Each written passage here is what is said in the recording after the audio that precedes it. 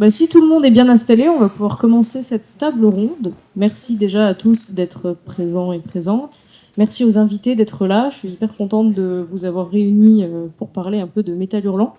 Métal Hurlant, pour ceux qui ne connaîtraient pas, c'est un magazine qui est dédié à la bande dessinée de science-fiction et plus largement d'imaginaire. C'est une revue qui a été fondée en 75. Alors on en reparlera, mais qui a arrêté d'être édité, puis a repris, puis a réarrêté, et là est réédité depuis 2021. Donc on est en présence de Lloyd Cherry, qui est rédacteur en chef adjoint de Métal Hurlant en ce moment, depuis 2023. Séverine Pinault, qui est peintre, illustratrice, exposée au Naya Museum et qui a été une fan de Métal Hurlant dans sa jeunesse. Juliette Pinotto, qui a été publiée récemment chez Métal Hurlant dans un numéro dédié à Lovecraft, avec une petite BD dont elle aura l'occasion de reparler. Et Marc Caro, qui est réalisateur, mais qui a aussi été publié chez Métal Hurlant, du coup dans la première génération de Métal Hurlant, dès les premiers numéros. Deuxième génération, ouais. Voilà, deuxième génération, dis donc, mais... Assez vieux. Ouais, c'est ça, il est pas assez vieux. Voilà. Est-ce que vous voulez peut-être vous présenter rapidement chacun ou c'est bon, ça va? J'ai été assez... parfait.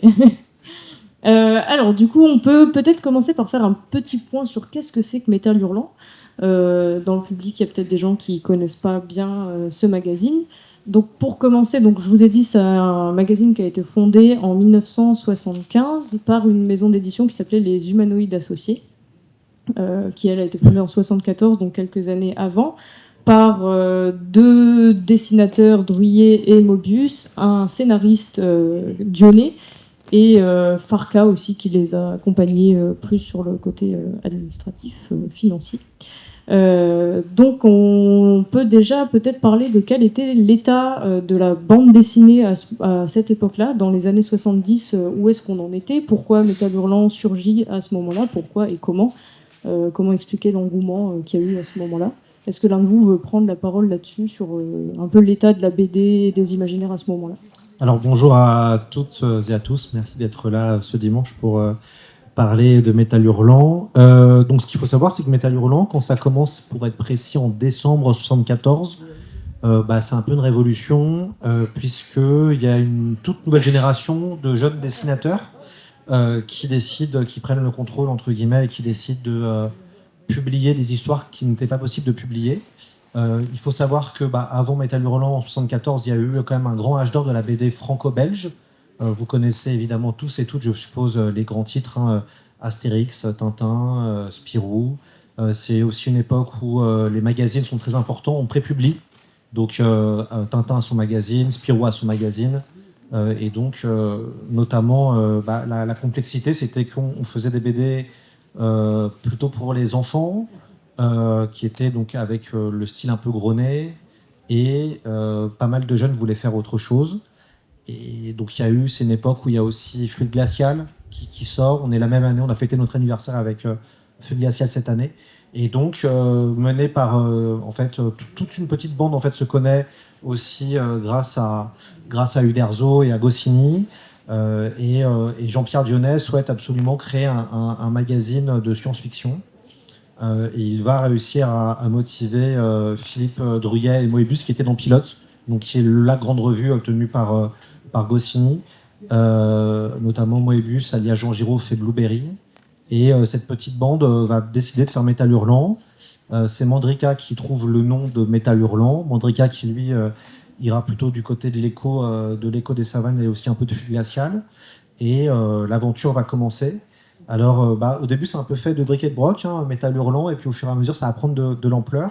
Mais ce qui est intéressant, c'est qu'on a pu, dans le numéro spécial 50 ans, interviewer François Skeuten, donc pareil, grand illustrateur, un des rares, il fait partie des premiers illustrateurs à être allé au-delà de l'illustration et de la BD, puisqu'il a aussi designé des stations de métro parisiennes, il a fait pas mal de choses. Et en fait, François, lui, était en Belgique, et pour lui, il voit ça comme une révolution contre-culturelle. Donc, quand tu es jeune et quand tu veux commencer à faire de la bande dessinée, en gros, il faut aller à Métal Hurlant, c'est incroyable, on n'a jamais vu ça.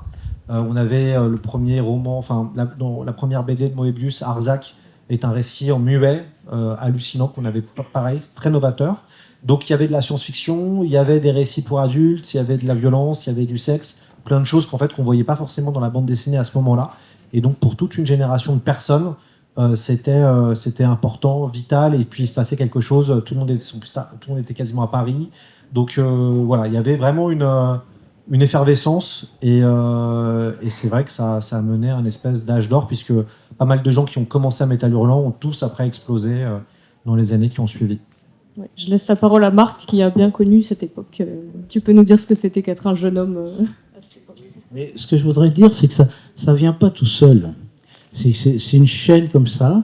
Il y avait déjà Losfeld qui avait publié Casa, Druyet, et puis Forest, Barbarella et tout ça. Donc il y avait déjà un premier mouvement, les revues aussi de science-fiction qui étaient très importantes, Fiction, Galaxy, tout ça. Donc il y avait un terreau qui est quand même... Et ils étaient tous nourris de ça, hein, que ce soit Philippe, Druyet, Jean Moebius, Dionnet, etc. Et ils ont fait leurs premières dents à l'intérieur de Pilote, hein, parce qu'il faut quand même... tout ça, ça vient de Goscinny, finalement, parce que publier Achille Talon et en même temps publier Druyet, fallait le faire. À l'époque, c'était pas évident. Et donc, c'est vrai que moi, j'étais tout môme quand je me suis pris ça, t'ouvres ton Pilote, et puis tu vois Druyet là-dedans.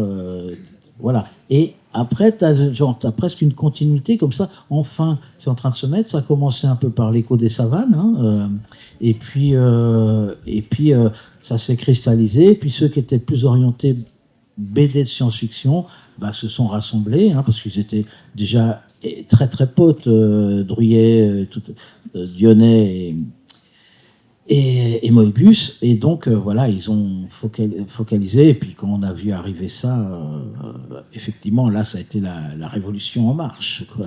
C'est vrai qu'à Pilote, il y avait une grande série de science-fiction qui était Valérian et Laureline, Tout à fait. de Christin et Mézières, et c'est vrai que quand il y a eu des demandes d'avoir d'autres récits de SF, c'était pas la peine, enfin, en tout cas, Goscinny n'était pas forcément chaud, parce qu'il y avait déjà cette série mythique.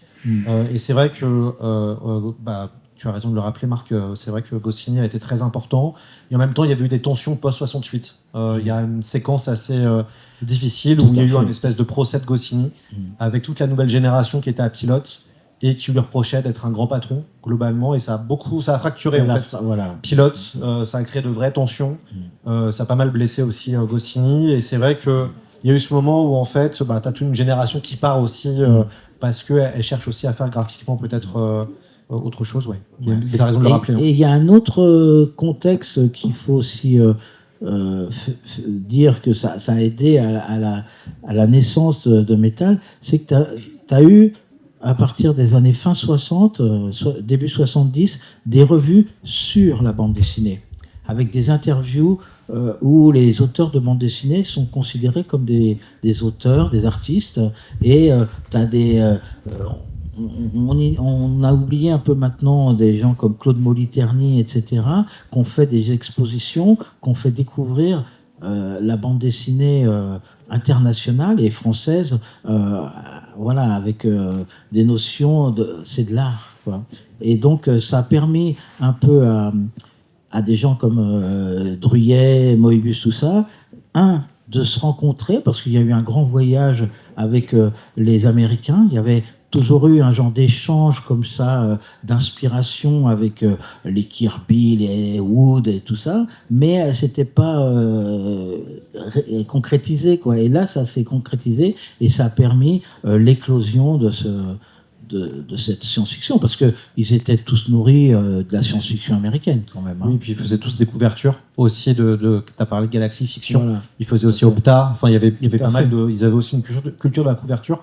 Si ça vous intéresse, il y a une BD qui vient de sortir de Dominique Hay chez Glénat, qui s'appelle La Porte Ouverte. C'est vraiment une super BD. Et en fait, Dominique raconte sa rencontre avec Moebius à l'université, puisqu'il y avait aussi certains donnaient des cours de BD à l'université. Et c'est hyper à Vincennes, ouais. C'est hyper touchant comme bande dessinée. Et Dominique Hay s'amuse à reprendre les grands styles de tous ses copains.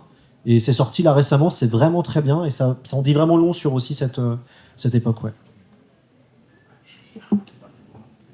Peut-être Séverine, toi, tu peux nous parler un petit peu de en quoi ça t'a touché cette époque-là que tu as connue en étant toute jeune fille, du coup, mais toute petite. Comment est-ce que ça t'a nourri? Est-ce que peut-être c'est ça qui t'a donné envie d'être artiste quelque part? Alors, il y a oui, on m'entend là, c'est bon. Il y a un truc que les moins de, je ne sais pas combien ne peuvent pas connaître, ce qu'il faut se rappeler à l'époque, c'est qu'il n'y a pas Internet. Donc, moi, je suis ado. Il y a deux choses. Il n'y a pas Internet. Donc, pour avoir accès à une partie de la culture, c'est pas évident. J'habite pas à Paris. Donc, j'ai envie de lire de la SF parce qu'on m'a offert un bouquin à Noël. J'ai adoré ça. Je vais dans les librairies de ma ville. Mais quand je demande de la science-fiction, on me regarde avec des yeux comme ça. Il n'y a pas. Il n'y a pas accès aux images. J'avais déjà envie de devenir, de dessiner. En fait, à l'époque, je voulais devenir peintre, en fait. Et il y a l'offre qui est faite aussi est une offre très art, pas encore contemporain, disons, mais en gros, il y a Picasso, il y a l'abstrait, il y a tout ça. Et quand on ne veut pas aller là, on n'a pas d'offre, on n'a pas d'image. À part aller se réfugier dans le passé, dans le présent, il n'y a pas grand-chose. Donc, moi, je lisais un peu Pilote, L'Homme Somme, Druillet, etc. Et quand, effectivement, il y a eu ce divorce avec entre Pilote et les dessinateurs qui ont commencé à créer des revues perso, Métal Hurlant, quand tu es ado à l'époque, c'est un choc, parce qu'il n'y a pas d'autre offre. Tu te dis, quand tu vois ça visuellement, tu te dis, bah oui, voilà, c'est là que je veux aller. Avec, en plus, il y a un lien aussi, on ne peut pas séparer cette scène-là de la scène musicale. Parce qu'il y a aussi ce passage, c'est aussi le début du punk, première génération. C'est le moment aussi où Manœuvre rentre dans Métal, il va changer Métal, il va faire des dessinateurs de BD, des rockstars, ce qui a du bon et du pas bon là-dedans, mais en tout cas, il a changé la donne à ce niveau-là, dans la communication autour de ça. Et donc voilà, donc Métal, c'est un moment vraiment, dans un contexte où il n'y a pas l'accès qu'on a maintenant aux images du monde entier et à la création, il n'y a pas non plus la possibilité pour un jeune, pour un artiste de se faire connaître facilement. C'est-à-dire c'est pareil, il n'y a pas Internet, tu ne peux pas diffuser tes images, tu ne peux pas diffuser ta musique. Il faut que tu passes par des entonnoirs, que sont les maisons de disques pour les musiciens, que sont les éditeurs et les grands les publications pour les auteurs. C'est compliqué. Et donc, tout le monde rêve d'être publié en pré-publication dans ces magazines, parce que c'est une porte d'entrée. Et ce que je disais à Marc tout à l'heure, moi, en fait, j'ai loupé le coche. C'est-à-dire, en gros, je rêvais de ça complet. Mais au moment où moi j'arrive à maturité artistique, disons peut-être j'aurais pu être publié, ben le Métal Hurlant s'arrête, et pas que. Il y a beaucoup de journaux qui s'arrêtent à ce moment-là. Ça rebascule vers la publication album direct. C'est un investissement qui est plus important. Donc du coup, les éditeurs sont beaucoup plus frileux. Il n'y a pas encore la diffusion, la grande diffusion Internet qui permet de contourner ça. Maintenant, je connais beaucoup d'auteurs jeunes et tout le monde, en fait. Quand on fait vraiment des trucs expérimentaux, on va passer par l'auto-édition. C'est une nouveauté de ce point de vue-là. Même la version moderne de Métal, je crois, fait des souscriptions pour financer les numéros. Donc il y a un vrai changement. Mais ils ont posé les briques, ils ont posé les fondations du château d'imaginaire dans lequel on vit maintenant. Donc ça, c'est... bon, forcément, je suis nostalgique parce que c'est mon adolescence, c'est ma jeunesse, mais il n'y a pas que, quoi. Et dans un pays comme la France, où l'imaginaire n'a jamais été tellement mis en valeur, ils étaient les seuls. Ils étaient les seuls à nous proposer ça. Et pour compléter, en fait, ce qui est assez fascinant, c'est que Métal Hurlant est une marque qui a été achetée aux États-Unis avec Heavy Metal. Donc c'est en 75 ou 76, je crois, donc un an après la création de Métal, que des Américains décident de publier Métal Hurlant à version à la sauce américaine. Alors la première année, ils vont vraiment reprendre les grandes BD, donc Moebius, Keuten, Druillet. Les grandes BD vont être reprises, et puis après ils vont créer leur propre courant, qui est Heavy Metal, qui est aussi assez connu. Mais du coup, c'est marrant parce que c'est une des rares, un des rares médias français qui connaîtra une autre existence aux États-Unis, qui aura en plus sa propre existence assez propre. Parce que quand vous regardez un peu ce qui est heavy metal, il y a vraiment il y a Frazetta, enfin il y a plein de choses très américaines finalement. Mais c'est marrant, ça aussi, c'est comme ça que les Américains connaissent aussi Métal Hurlant, et le film, après l'adaptation au cinéma, a aussi permis de faire connaître la marque d'un point de vue plus global. Alors il y a deux aspects aussi. C'est que les revues à l'époque permettaient d'apprendre son métier. C'est que maintenant, il n'y a plus cette préédition où il y avait des rédacteurs en chef. Heureusement, on en a encore maintenant. mais qui donnait sa chance à des nouveaux auteurs, parce qu'ils avaient un œil, un certain métier, et voilà, on pouvait apprendre son métier sur le tard. Maintenant, c'est plus tellement le cas, puisqu'il n'y a plus de prépublication comme ça, à part Métal.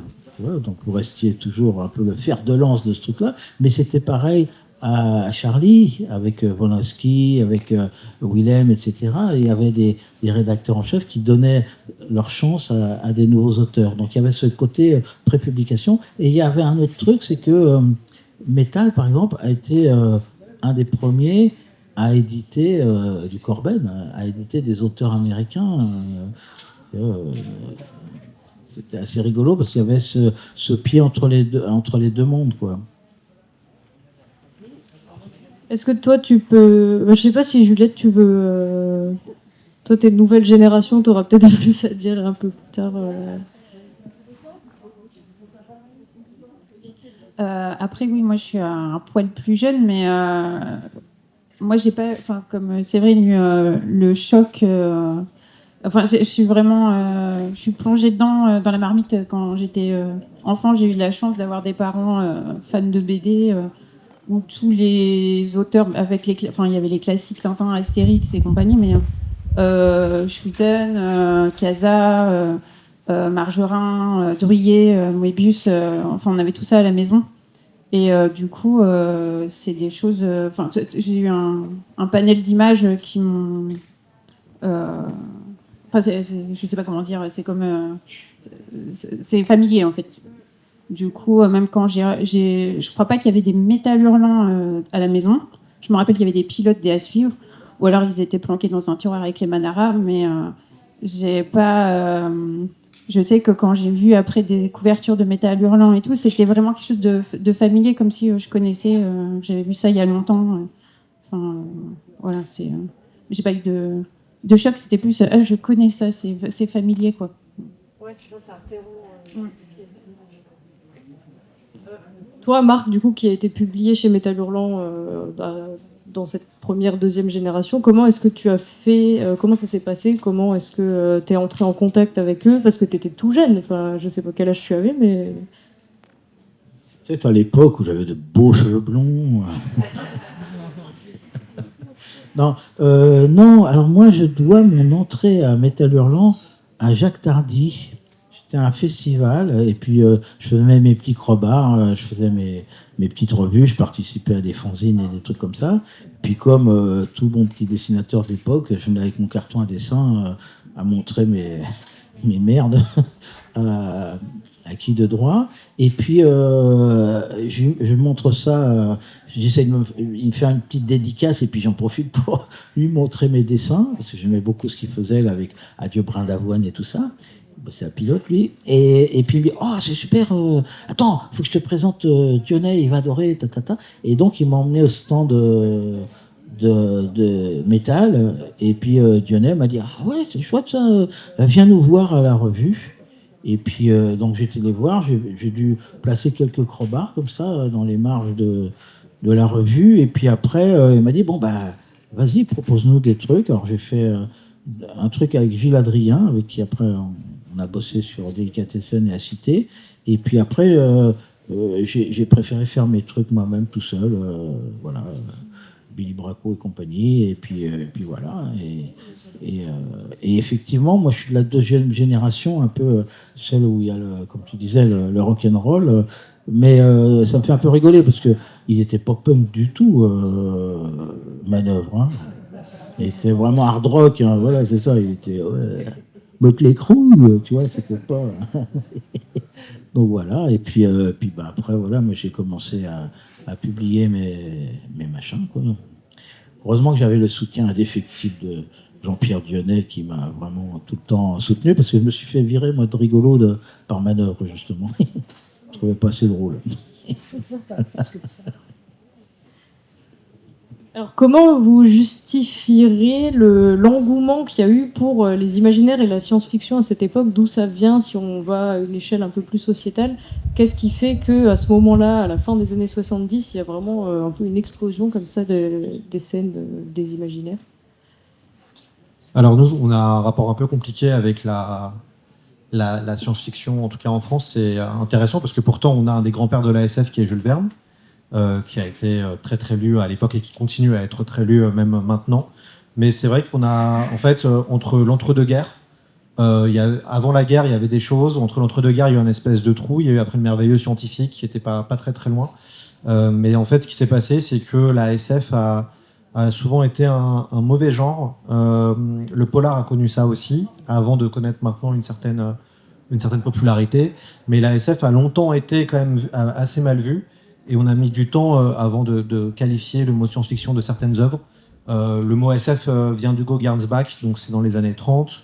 Et en fait, même certaines grandes œuvres que peut-être que vous avez dû étudier à l'école, comme les romans de Barjavel, Ravage, entre autres, La Nuit des Temps, Pierre Boulle, La Planète des Singes, qui sont vraiment des œuvres de science-fiction, sont par exemple vendues en ce qu'on appelle en littérature blanche, pour bien prouver une espèce de différence. Mais heureusement, on a eu des auteurs qui ont eu du succès, comme ces deux-là, comme Barjavel et Pierre Boulle. Philippe Dick, dans les années 60-70, a eu et continue à avoir quand même pas mal de succès. Globalement, fin 60, il y a quand même 2001 Odyssée de l'espace, qui est quand même un choc pour pas mal de gens. Je pense que Marc pourra en reparler. Et puis, dans les années 70, fin 70, arrive Star Wars, qui est quand même aussi un choc pour plein de jeunes à ce moment-là. Ce qui est intéressant, c'est que nous, typiquement, on a raté la hype Star Trek. Alors qu'en Italie, il y a une vraie hype Star Trek, en Angleterre aussi, mais Star Trek a été mal diffusé chez nous. Donc on a même Star Trek, qui était quand même quelque chose d'assez populaire, qui a amené aussi une science-fiction quand même assez voilà, grand public, bon enfant, positive. Même ça, nous, on l'a raté en, fait, en termes de diffusion, donc ça a mis vraiment du temps. Et puis, ça a été, la BD a quand même joué beaucoup pour la science-fiction. Hein. Là, moi, j'ai dirigé une exposition à Angoulême, donc c'est plus loin la nouvelle science-fiction. Donc ça retrace 50 ans d'histoire de BD de science-fiction. Il y a plus de 300 planches. L'expo est encore ouverte jusqu'à novembre, donc n'hésitez pas. Et c'est vrai que quand on remonte aux pionniers, il y a Barbarella, entre autres, Oui, même avant. Il y a même avant. Il y a même avant. Alain Saint-Augan est un des grands auteurs de la science-fiction. Il y a toute une tradition de science-fiction, surtout littéraire, hein, avec la scientifiction, ça s'appelait avant.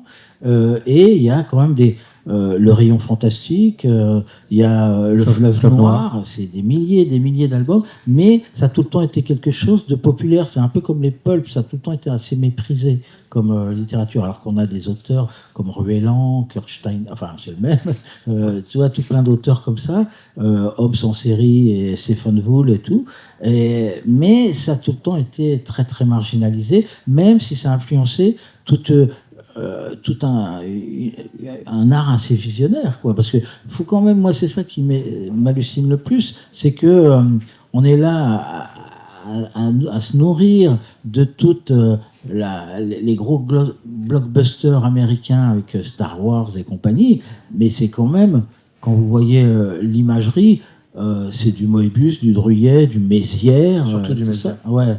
Et voilà, et c'est censé être américain, mais bon, les Américains, ils pensent qu'ils ont tout inventé, même le cinéma. Donc voilà. Pardon. Oui, il y a aussi. Ouais. Il y a aussi le projet. C'est ça. Tous les studios. Mais globalement, c'est dans les années 70, en fait, on commence à avoir via la BD, via l'image, une imagerie SF qui en plus est dopée par ce qui s'est passé en 68, avec On a marché sur la Lune. Enfin, il y a plein de choses qui donnent une appétence. C'est vrai qu'il y a Fleuve Noir qui est une collection mythique et qui vendait beaucoup. Mais vraiment, il faut attendre quand même les années 90 d'un point de vue littéraire pour vraiment avoir des auteurs qui vendent massivement de la SF. Des fois, c'est brandé SF comme Pierre Bordage. Des fois, c'est pas brandé SF, mais c'est de la SF comme Michel Houellebecq ou Maurice G. Dantec qui font de la science-fiction. Et dans les années 90, on voit que d'un point de vue littéraire, on commence aussi à avoir vraiment... On vend beaucoup. Mais en littérature, il faut attendre Pierre Bordage en 93 pour avoir une première trilogie de SF. Est-ce que tu peux juste définir ce que c'est de la SF? On l'a pas fait. Ouais, alors globalement, science-fiction, donc le terme vient d'Hugo Gernsback en 1932. Globalement, c'est en lien avec...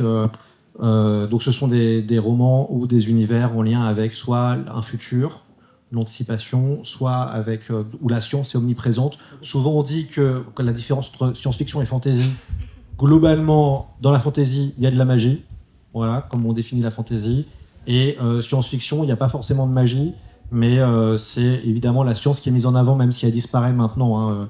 Il y a plein de romans où il n'y a plus beaucoup de science, mais c'est la science, c'est le futur, c'est le vaisseau spatial. En gros, le space opéra est un peu le western de la science-fiction.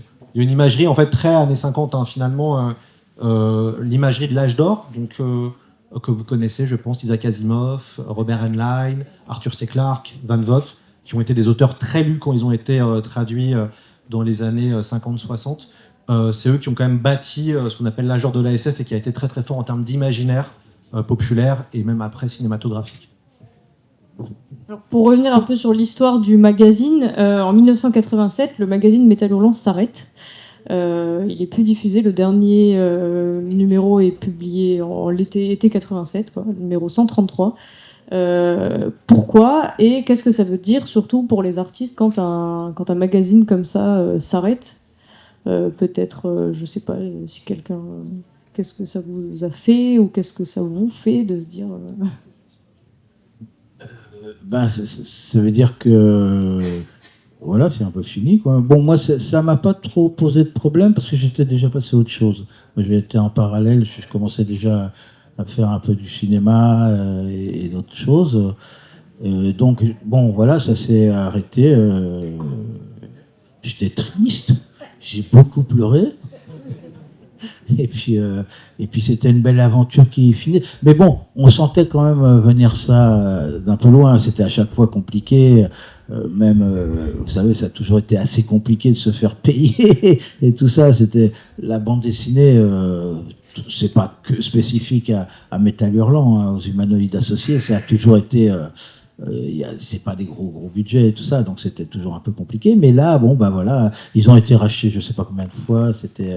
Et puis je pense qu'il y avait un autre truc aussi, parce que moi je les ai un tout petit peu accompagnés comme ça, c'est que Dionnet et Manœuvre s'intéressaient plus trop à la revue, ils étaient passés à la télévision. Tu vois, donc ouais, ils m'ont emmené dans leurs histoires là. Les enfants du rock ou je sais plus quoi. J'ai fait les zigotos avec eux un peu, et puis hop. Puis bon, moi j'étais déjà barré ailleurs, quoi. Ouais, c'est vrai que le magazine a souvent eu des problèmes financiers.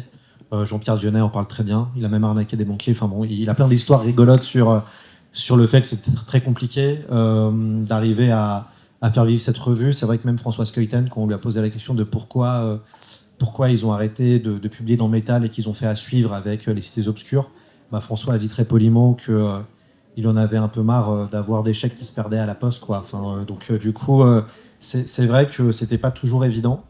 Ce qui est intéressant, c'est qu'à partir de 87, quand ça s'arrête, c'est là où commence entre guillemets la nouvelle science-fiction. Donc c'est là où commence à avoir des séries comme Aqua Blue qui apparaissent, La Guerre éternelle en BD. Et en fait, c'est là où il y a toute une nouvelle génération d'artistes qui seront notamment dans la collection série B chez Delcourt, qui vont commencer à faire vraiment de la science-fiction. Donc beaucoup de gens qui regrettent cette époque-là, Métal Hurlant, qui sont fans de Valérian et Laureline, fans de Star Wars, et donc il y a une espèce de nouvelle génération d'auteurs. Je dis bien auteurs, car en fait, il a fallu attendre très longtemps avant d'avoir des femmes qui fassent de la BD de science-fiction. Il y en a eu au début, hein. Il y a Chantal Montelier, qui évidemment fait partie des piliers du magazine. Mais en fait, il faut attendre les années 2010 pour commencer à avoir progressivement de plus en plus de femmes qui s'autorisent à faire de la BD de science-fiction. Pendant longtemps, c'était un genre fait par des hommes, plutôt aussi pour des hommes. Et il a vraiment fallu attendre l'explosion des femmes dans la BD après Persepolis. Au début des années 2000, il y a une explosion d'autrices qui arrivent dans la bande dessinée et qui renouvellent totalement le lectorat pour commencer enfin à avoir des femmes qui font de la BD de science-fiction. Là, il a fallu du temps. Mais c'est vrai qu'en 87, c'est aussi la fin d'un... Je pense que Jean-Pierre et Philippe, ils étaient fatigués aussi. Hein. T'as raison de le dire. Moi qui suis juste après, c'est-à-dire en gros, ça s'arrête au moment où peut-être j'aurais eu le niveau, disons, pour faire partie de l'aventure. Et un certain nombre de gens comme moi, on s'est rapatriés sur deux trucs, sur les couvertures de livres, puisqu'il y avait des livres de poche. Donc ce qui nous faisait vivre, c'était de la couverture de livres. Moi j'ai fait du fantastique, un peu de SF. J'ai une couverture Star Trek à mon palmarès, je suis très très fière. Et un peu de fantasy aussi, et le jeu de rôle. Et en fait, finalement, moi, la BD, ça a été une voie qui s'est fermée pour moi à ce moment-là, et puis qui s'est pas rouverte après. Après, j'ai fait autre chose, de la peinture et tout, mais c'est une autre histoire. Par contre, ce qui m'a permis de publier, justement, ce qui a remplacé la prépublication pour moi en magazine, ça a été le jeu de rôle. J'ai publié dans KGB, j'ai publié dans Dragon Magazine, et là, on n'était plus trop en BD, même s'il y avait un peu de BD dedans, on était en illustration. Donc c'est encore autre chose, mais il y avait de la SF. Et ça rappelait un petit peu, à un autre niveau, l'ambiance métal. Et en fait, ça a compensé un peu la perte.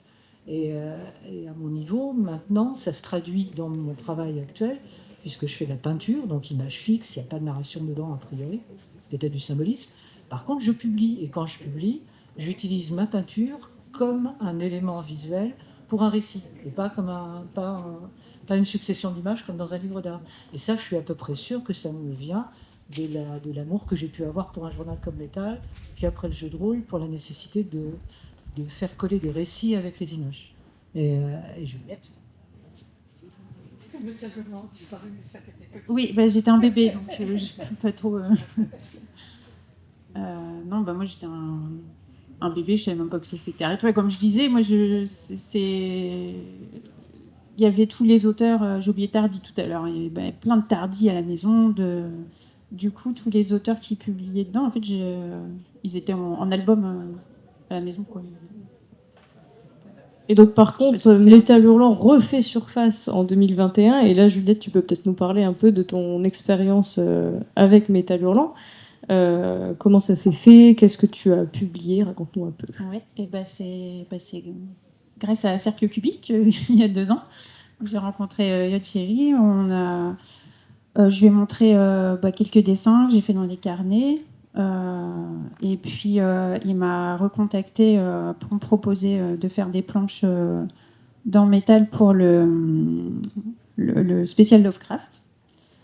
Du coup, j'étais très contente et très fière. J'avais un peu la pression aussi. Et parce que pour moi, métal, c'était quand même un truc énorme, quoi. Vraiment, ça représentait quelque chose de vraiment gros.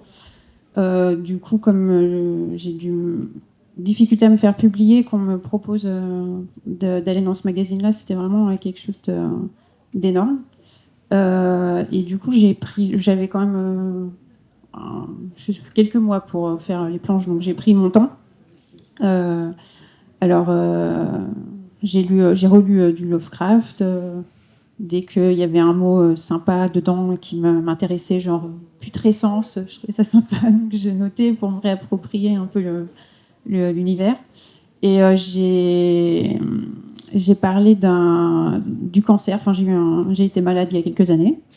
Et j'ai fait un rêve super bizarre avec un monstre qui voulait m'anéantir. Et du coup, je l'ai raconté dans les planches, là, en rajoutant des choses qui n'existaient pas, parce que j'avais envoyé... Pas complètement autobiographique. Ouais, j'ai dû étoffer mon récit à la demande des rédacteurs en chef. Et du coup, mais je me suis beaucoup amusée.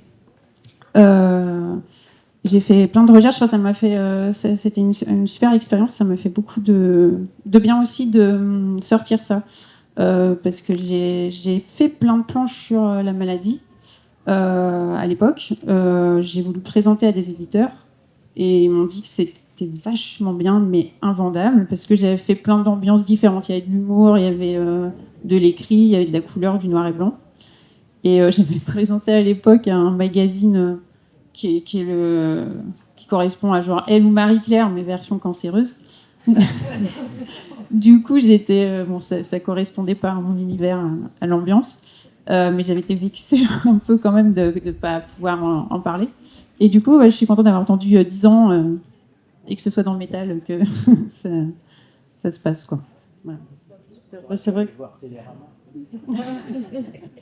Ouais. Ouais, c'est vrai que c'est des très belles planches, c'est très touchant. Et puis là, on voit aussi en quoi l'imaginaire peut être un moyen de parler de sa réalité ou d'une réalité qui peut toucher. La maladie, en l'occurrence, c'est quelque chose qui peut parler et toucher à beaucoup. Et donc on se rend compte que oui, l'imaginaire, c'est vraiment un vecteur pour pouvoir parler et toucher assez largement. Du coup, plus largement, aujourd'hui, Métal Hurlant, là, du coup, c'est peut-être Lloyd qui va pouvoir nous en parler. Quel rôle joue Métal Hurlant aujourd'hui pour les dessinateurs, les auteurs contemporains?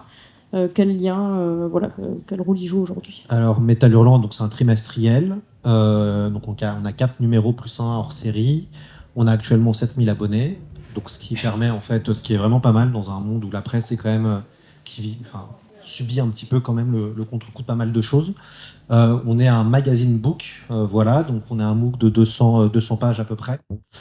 Et donc il y a 90% de bande dessinée et 10% d'éditorial et de rédactionnel. Moi, j'ai la chance de m'occuper de ces 10%-là, donc je travaille entre guillemets beaucoup moins que mes petits camarades, mais du coup, j'aide à certains degrés pour certaines BD, comme celle de Juliette, évidemment. Et donc, en fait, maintenant, Metal, il y a deux aspects. Il y a ceux qui adorent le titre de base et qui ont envie de faire des histoires courtes, parce que ça leur rappelle voilà, des histoires, un souvenir, ils veulent faire aussi partie de l'aventure Metal. Et puis, on a une nouvelle génération qui n'a pas forcément lu Metal, mais qui connaît de nom, et qui a envie de se tester aussi à la prépublication, puisque comme tu l'as très bien dit, la prépublication est un super moyen pour aussi se tester, s'améliorer, travailler avec des éditeurs, voir aussi qu'est-ce qu'on peut faire dans un temps donné. Et du coup, on a pas mal d'auteurs internationaux qui participent maintenant à Métal Hurlant. C'est vrai qu'on est moi souvent, quand on a les auteurs confirmés qui viennent, souvent je leur dis de faire une pause entre 2 albums, parce que du coup c'est une espèce de respiration artistique, créative, graphique des fois. Et donc, du coup, ils font une petite pause, ils vont travailler sur leur planche de BD pendant un mois, et puis après, ils repartent sur leur gros album. Mais c'est vrai que l'idée de Metal, c'est maintenant d'arriver à rajeunir notre audience, puisqu'on a pas mal d'anciens lecteurs.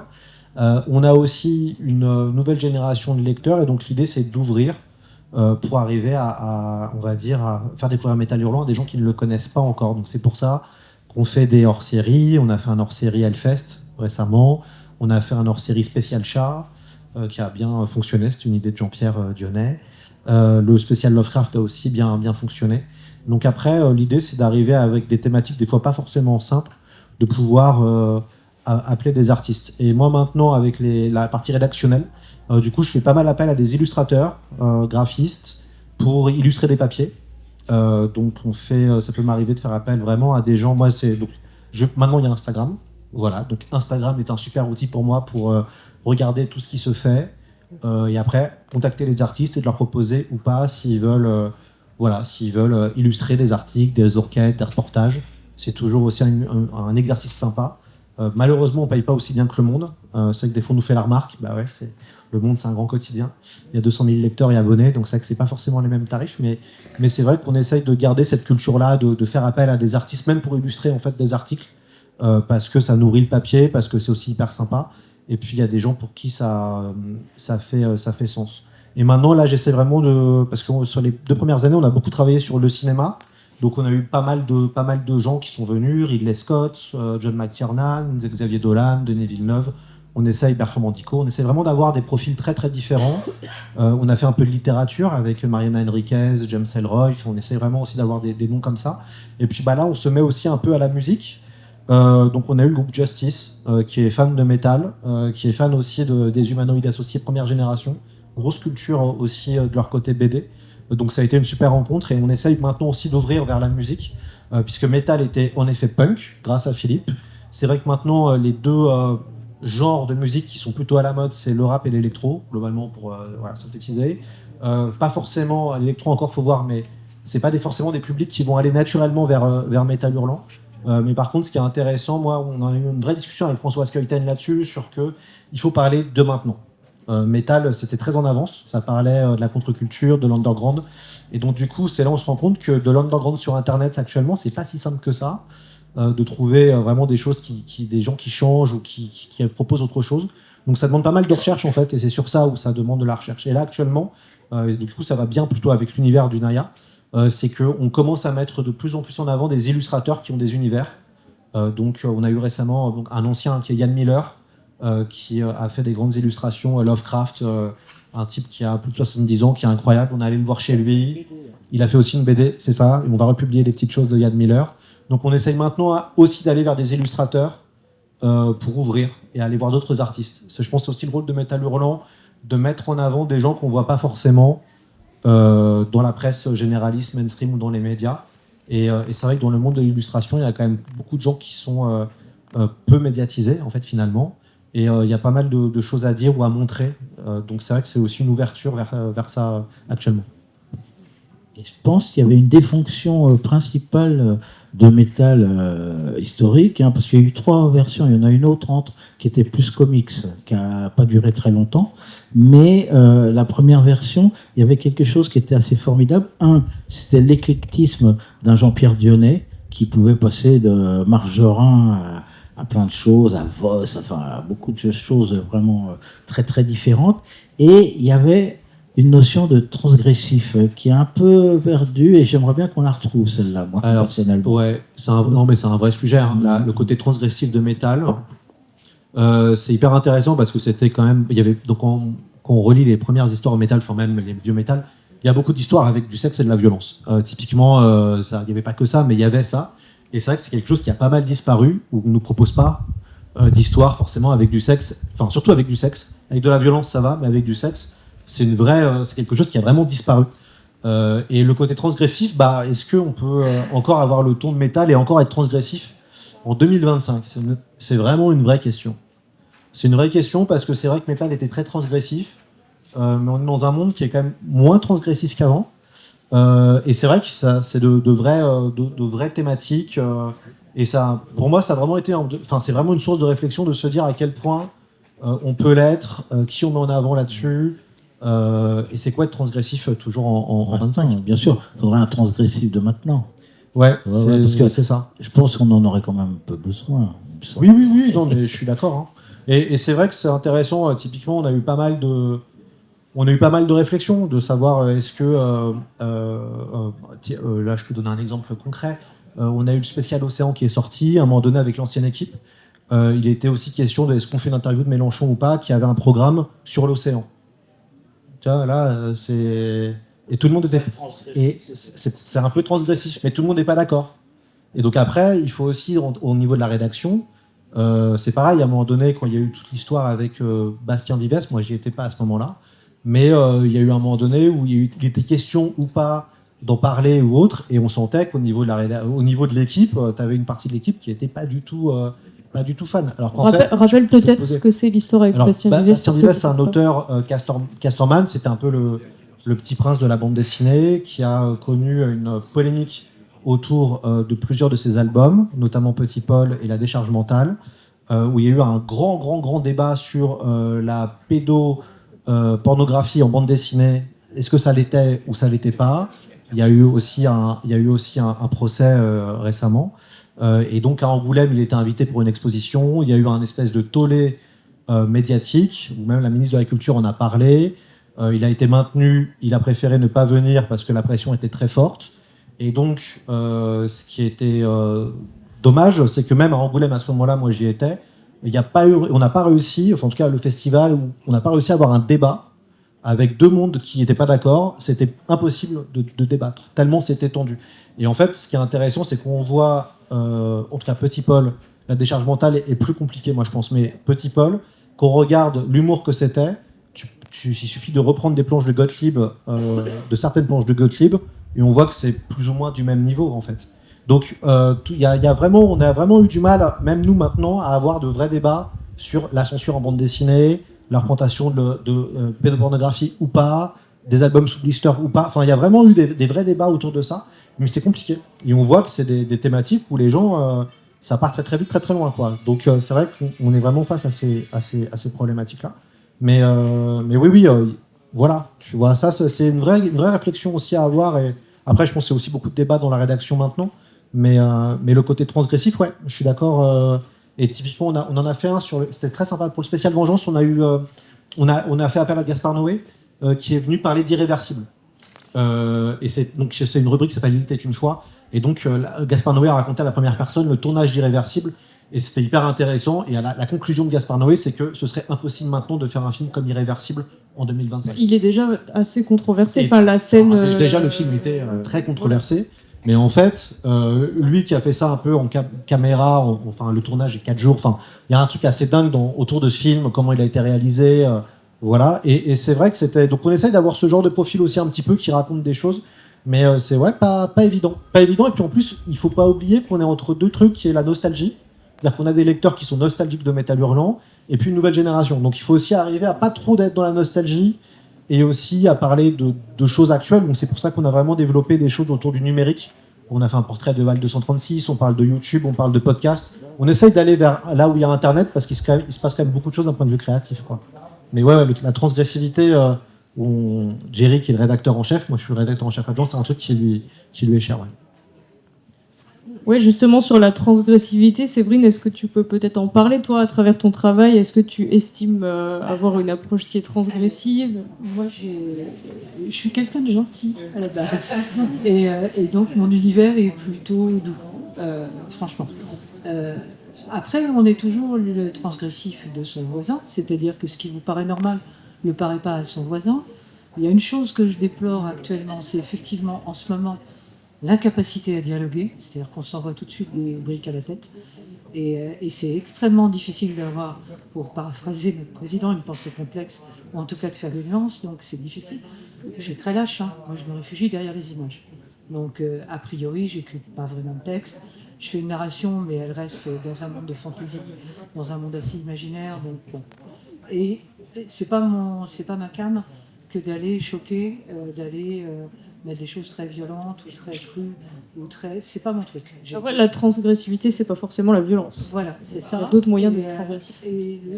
En fait, je pense que la plus grande transgression, c'est justement la liberté.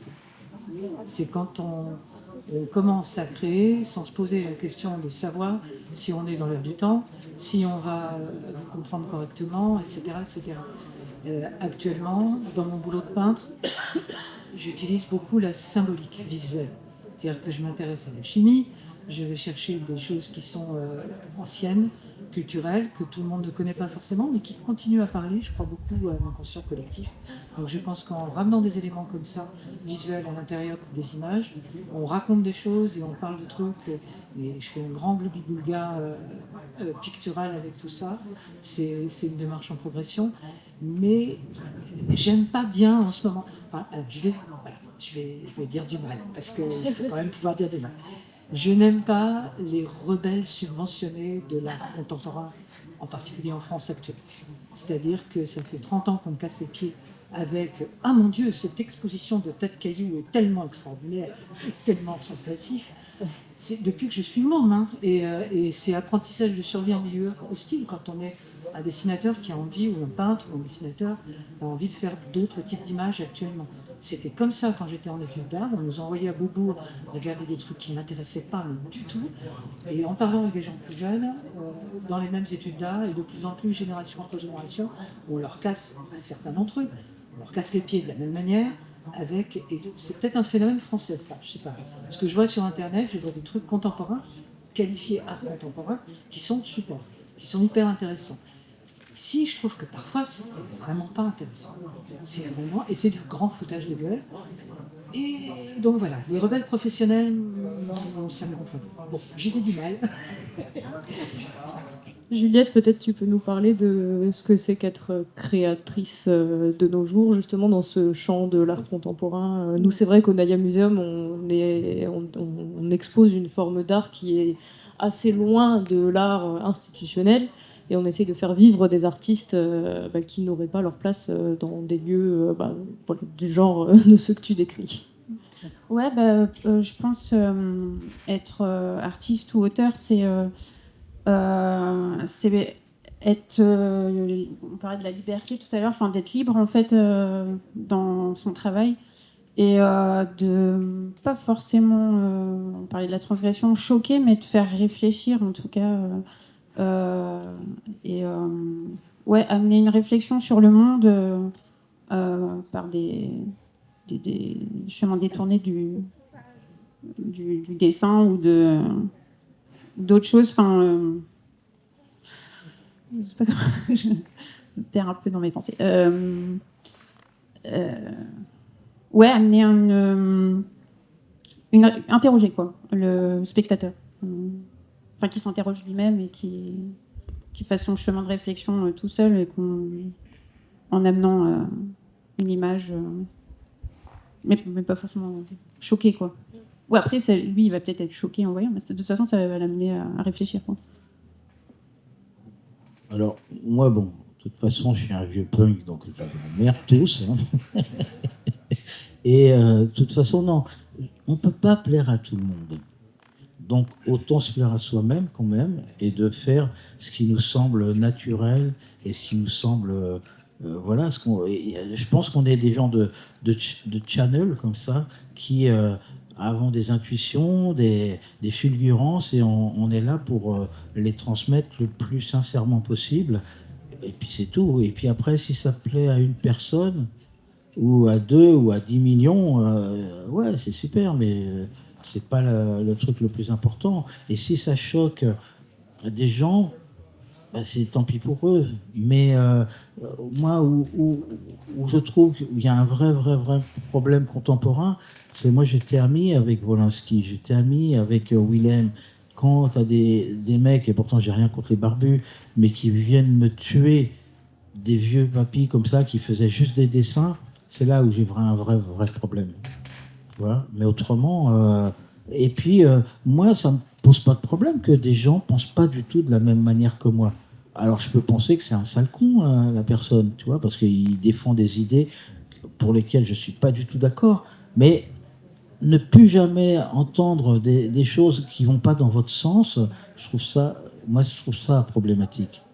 Hein, maintenant, on s'enferme tous dans des petits communautarismes comme ça, où on peut entendre que les choses sur lesquelles on est d'accord. Moi, c'est ça qui me fait peur.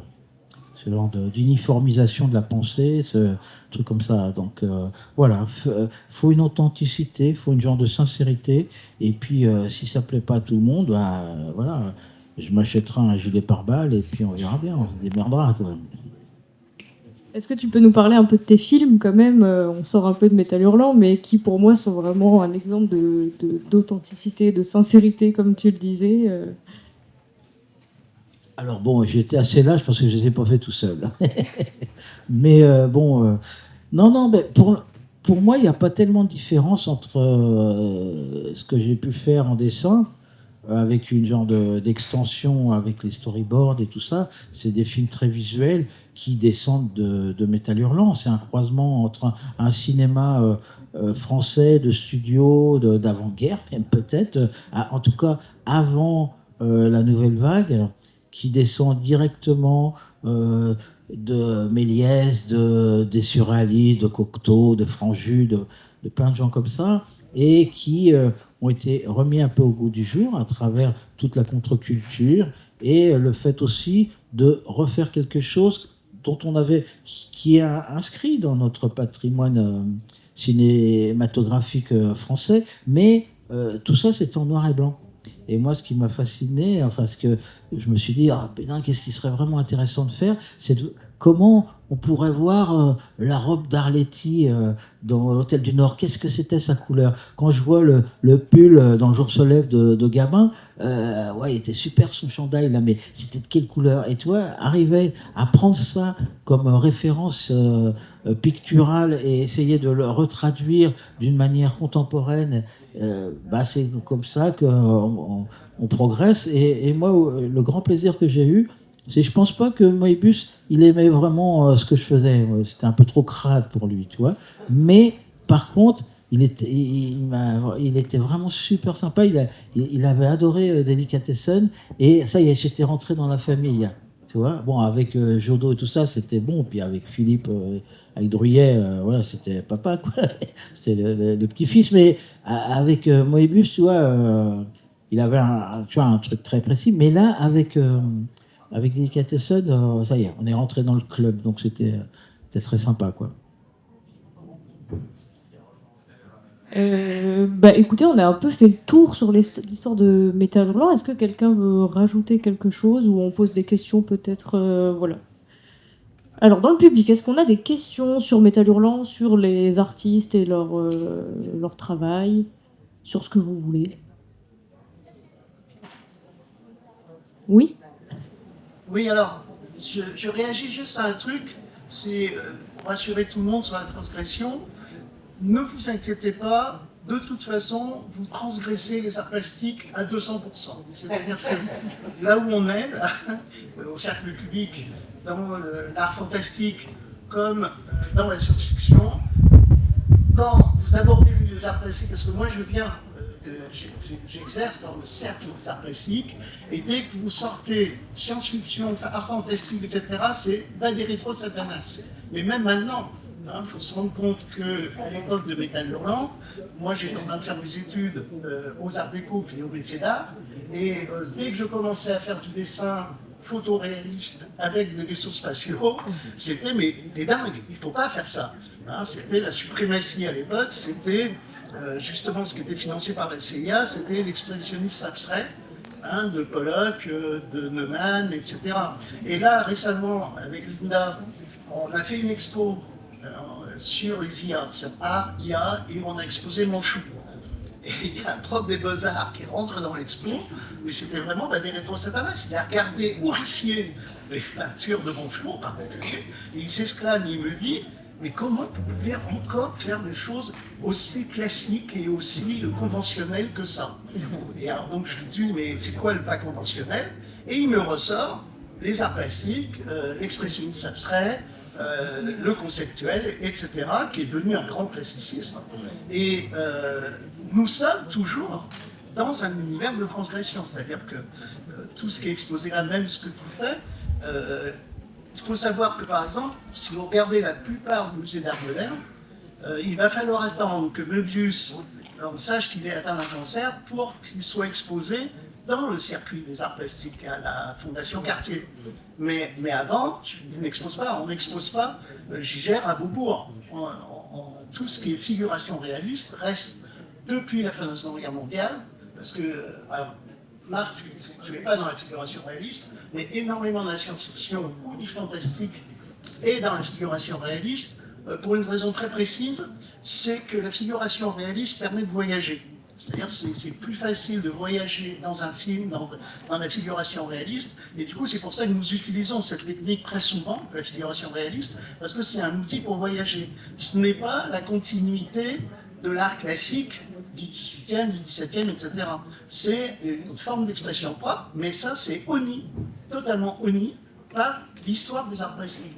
Et quand j'ai fait mes études, tous les profs d'histoire de l'art racontaient le même scénario, qui était depuis les impressionnistes, c'est devenu totalement has-been de faire de la figuration réaliste. Les impressionnistes ont mis ça à la poubelle et ça ne sert à rien et c'est rétrograde. Donc, une grande partie du fantastique et de la science-fiction passe par la figuration réaliste et par un raisonnement extrêmement simpliste des historiens d'art du milieu des arts plastiques. Ils considèrent que c'est une attitude totalement has-been et rétrograde dans laquelle nous exerçons. Après, on a au sein de notre propre milieu d'artistes des transgresseurs, comme Marc, qui ne fait pas de la figuration réaliste, sinon dans ses films, puisque le cinéma, la figuration réaliste, du coup, s'est déportée des arts plastiques, on sort des arts plastiques. La figuration réaliste qui n'avait plus sa voix, son existence, à quelques exceptions près, dans le milieu des arts plastiques, s'est répandue massivement dans le cinéma, la télévision, la photographie, l'image, maintenant les IA qui font énormément de figuration réaliste. Et en fait, c'est l'une des formes d'expression les plus puissantes contemporaines, la plus répandue, la plus omniprésente, mais qui est toujours, et je terminerai là-dessus, qui est toujours honni du milieu des arts plastiques. Mais vraiment, c'est pas juste un fantasme paranoïaque, c'est extrêmement difficile d'aller exposer la figuration réaliste, ne serait-ce qu'à Beaubourg. C'est la culture populaire. C'est-à-dire que, en fait, l'art se nourrit toujours aux racines de culture populaire. Mais prends le micro plus près parce qu'on entend Je pas. disais, c'est de la culture populaire. L'art se nourrit, le grand art, ce qu'on appelle le grand art, c'est en fait la sublimation de la culture populaire. C'est-à-dire à un moment, quelqu'un, il y a des musiciens, Tchaïkovski reprend des musiques traditionnelles russes, à chaque fois, ça va puiser dans le fond culturel, populaire, collectif. Et c'est ce que, actuellement, c'est ce qu'on fait, en fait. Quelque part, c'est ce qu'on fait. À travers la bande dessinée, à travers le jeu de rôle, à travers tout ce qui tourne sur Internet, à travers tout ça. Et c'est parce que, justement, on reste nourri, on a les racines qui continuent à pousser dans le terreau de la culture populaire, qu'on a du public. C'est aussi toujours la même chose. Combien de gens vont vraiment vers ce que tu appelles les arts plastiques actuels officiels en France, si ce n'est pas des écoles qui sont emmenées parce qu'il faut y aller. Si c'est pas subventionné à balle, s'il n'y a pas ce soutien artificiel, je suis pas sûr que ça vive. Mais après, et heureusement que du coup on arrive. Et le Naya ici est un lieu assez exceptionnel pour ça, parce que unique, hein. Il y a pas, moi j'ai pas trop d'équivalent. Alors ça commence peut-être, il commence à y avoir des galeries sûrement. Et puis on a Internet qui nous permet d'avoir une ouverture mondiale que là c'est absolument magique, quoi. Moi j'ai été recruté par un mec qui est en Nouvelle-Zélande. Ça fait 6 ans que je bosse pour lui. Et c'est passé par Internet. On s'est rencontrés la première fois l'année dernière. C'est des choses, c'était inenvisageable justement au démarrage de Métal. Des bouteilles à la mer, oui. Voilà.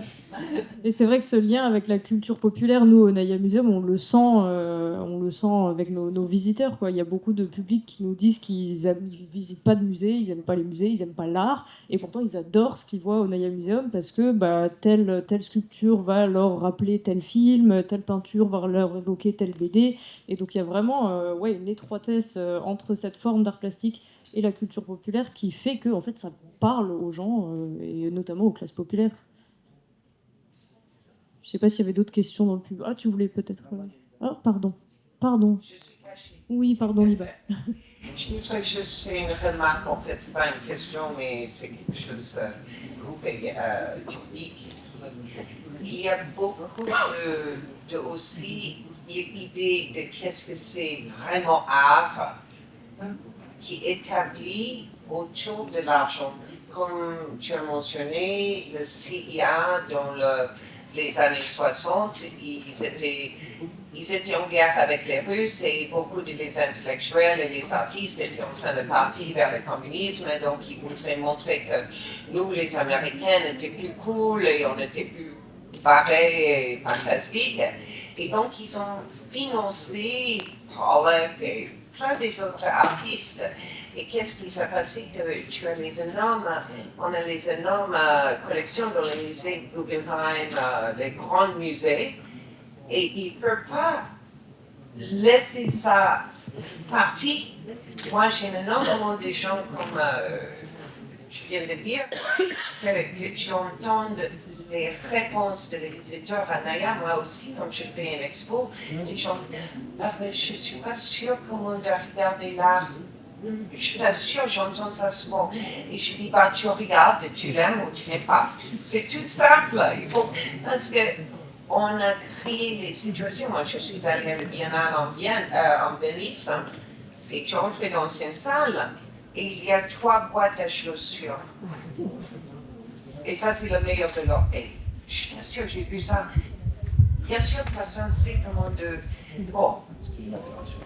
personne ne sait comment interpréter ça. Et on a le droit, chaque personne a le droit d'exprimer comme il veut, mais le fait que ça s'est pompé avec l'argent et avec les gouvernements, et après tu as des choses tellement bien faites et c'est considéré figuratif ou illustratif. Et ça, c'est les mauvais mots dans cette chambre. Donc on est tout de suite transgressif. C'est ça, le problème, c'est pas qu'il y ait un art conceptuel. Enfin, moi, personnellement, j'ai fait les beaux-arts, donc j'ai appris à aimer l'art conceptuel, donc j'aime bien. Ouais. Mais en effet, ça demande des clés de lecture que tout le monde n'a pas, et le problème, c'est que ce soit un monopole. C'est qu'il n'y ait que ça, quoi. C'est ça, et donc tout de suite, on est transgressif et on n'est pas dans Bah ce oui. monde. En tout cas, c'est intéressant de parler de populaire. Moi, récemment, j'ai été interviewé par Livre Hebdo.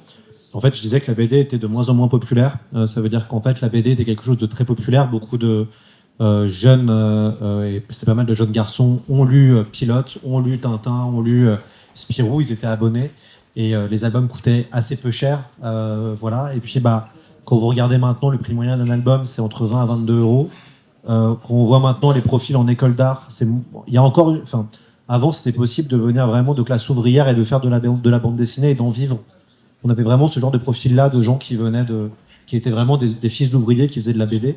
Et en fait, quand vous voyez en école d'art, on est plutôt dans une classe moyenne ou classe bourgeoise. Et donc, finalement, ce qu'on observe maintenant en roman graphique ou ce qu'on a, c'est quand même comme un peu le cinéma français. On se retrouve avec des trucs, beaucoup de l'autobio, beaucoup de choses en fait qui est de moins en moins populaire pour entre guillemets un public qui était. Et en fait, maintenant on a 7000 nouveautés par an à peu près, donc on vit à un moment de surproduction en BD. On commence à avoir des BD qui coûtent plus de 30 euros. Donc, bah voilà, alors c'est des beaux livres-objets, c'est un truc un peu différent. Mais quand même, quoi. C'est-à-dire qu'en fait, une BD de 120 pages ou 130 pages peut coûter 30 euros. Et en fait, il y a et évidemment, bah, il y a un contre-coup. Là, cette année, on a un moins 15% de vente en librairie. Donc, bah, voilà, logique. Mais ce qui est intéressant, c'est qu'on voit que la BD qui était éminemment populaire dans les années 50-60, c'était quand même très, très populaire. On voit qu'en fait, ça a été repris, et puis ça devient quelque chose de moins. Et maintenant, le populaire, c'est le manga. Voilà, tout à Voilà, fait. ce qui est populaire, c'est le manga à 6,90 €. Voilà. Plein d'enfants, Ou enfin, les de comics, collégiens, voilà. ou les comics, mais Voilà. vraiment le manga est devenu, pour moi, est devenu populaire. Mais la BD ne l'est plus. C'est intéressant. Et Ça a remplacé le petit format, hein, tu vois, quand j'étais... quand le poche est arrivé, c'était une révolution aussi pour ça. Ouais. Oui, mais c'est certainement lié en fait des conditions d'édition en fait, puisque on part de le pulp, c'était quelques couleurs, sinon c'est du noir et blanc, manga c'est noir et blanc. Donc on n'a qu'un passage en imprimerie, souvent c'est imprimé hyper loin, et on a toute cette BD de haute classe, de très belle image. Alors moi, dernièrement, je suis allée en médiathèque parce que voilà, j'ai pas les moyens de m'acheter des BD. Et en fait, c'est submergé. Mais en fait, on ne sait plus quoi. Même dans une médiathèque, on n'achète pas, on ne sait même plus quoi prendre. Et c'est que des super trucs hyper réalistes. Mais enfin, après l'histoire. Ouais, vous pointez un vrai problème actuellement qui est en BD franco-belge, qui est qu'en fait, donc, dans le manga, c'est encore à l'ancienne, donc il y a un studio avec plusieurs personnes qui bossent, entre 3 à 5 personnes. Il y a des productions, donc c'est toutes les semaines, c'est hebdomadaire, donc en fait, quand même, le mangaka produit avec ses équipes. Oui, c'est ça. Et le mangaka produit entre 18 à 20 pages par semaine, ce qui est quand même, qu'on est dessinateur, c'est quand même un délire. Alors, il n'est pas tout seul, il est avec des gens, mais quand même. Et en fait, on voit, nous, ce qu'on pouvait faire le plus rapide, pour du 54 pages, c'était un album par an. Mézières et Christin arrivaient, mais quand vous allez, typiquement, moi, dans l'expo qu'on a fait à la Science BD et Science-Fiction à Angoulême, on a publié donc 50 ans de SF, et ce qu'on observe, c'est qu'il y a quand même une différence de niveau de dessin entre les monstres qu'on a cités, Mézières, Druillet, Moebius, et entre la nouvelle génération. Ça ne veut pas dire qu'elle dessine moins bien, mais ça veut dire qu'elle n'a pas dans les mêmes qualités, elle n'a pas la même argent que eux, et encore, que eux avaient à l'époque. Et donc on se rend compte que les dessins, en fait, en termes de storyboarding, en termes de composition, il n'y a pas de problème, mais en termes de dessin pur, on voit qu'en fait, la technique déjà naturelle, manuelle, va vers le numérique, et qu'en fait, on voit un niveau d'écart de dessin. Moi, c'était marrant. Mathieu Bablet, qui est peut-être le meilleur dessinateur de science-fiction actuellement, qui a 36 ans, je pense, quand il a vu les planches de Gillon des Naufragés du Temps, qui sont gigantesques, il est resté 15 minutes devant, parce que ce qui est dingue quand on voit les planches de Gillon, qui sont énormes, c'est le niveau de dessin ne change pas entre les deux planches. Plus tu dessines grand, plus c'est dur de maintenir le même niveau. Et je voyais Mathieu Bablet qui était là, halluciné. Et en fait, on voit qu'aussi, c'est ça aussi qu'on a perdu. C'est-à-dire qu'on a aussi des artistes qui ont moins d'argent. Et donc, évidemment, ils doivent produire plus vite pour nourrir une surproduction. Et l'album va rester, c'est très simple en BD. Hein. Si au bout de 3 semaines, vous n'avez pas vendu, c'est fini, globalement. Ta BD, elle dure 3 semaines sur les étals. Et donc, on est vraiment dans quelque chose qui va pas et qui est global. Alors là, il y a une prise de conscience quand même, mais c'est vrai que c'est très difficile. C'est devenu aussi un processus industriel. Hein. Tu regardes, il y a beaucoup de BD maintenant, ils sont faits à plusieurs. Hein. Tu vois, Tancrel, Fred et tout ça, ils sont mis à plusieurs pour faire certaines séries et tout. Et puis, il y a un vrai processus industriel on rachète des licences, genre Black et Mortimer, Guy Lefranc, tout ça, qu'on refait faire. Comme ça, ils vont pas assez vite ou ils meurent, ils font chier quand même, les auteurs comme ça. Et ben, on en prend et on met des équipes en parallèle et de scénaristes et de dessinateurs pour qu'il y ait un album qui sorte par an ou tous les 6 mois, tout ça. Et donc, voilà, c'est devenu, on retrouve les processus qui existaient aux États-Unis parce que c'était un vrai processus industriel avec des studios de fabrication. Le dessinateur original n'était pas forcément si important que ça. Les Milton Caniff, ils se faisaient remplacer tout ça par leurs assistants. Hein, et puis, on continue à produire pour faire entrer de l'argent. Hein, c'est quand même ça. Je sais que j'ai eu ça avec justement les couvertures de livres et des choses comme ça. C'est-à-dire et puis en plus, j'ai arrêté au moment où le numérique arrive. Donc le numérique... mais je me suis retrouvée dans une logique où, en fait, si je voulais vivre, il fallait que je travaille tant de jours sur l'image et pas plus. Parce qu'autrement, tu meurs de faim. Et ça finit par être tellement frustrant que c'est comme ça que j'ai rebasculé, entre autres, vers la peinture.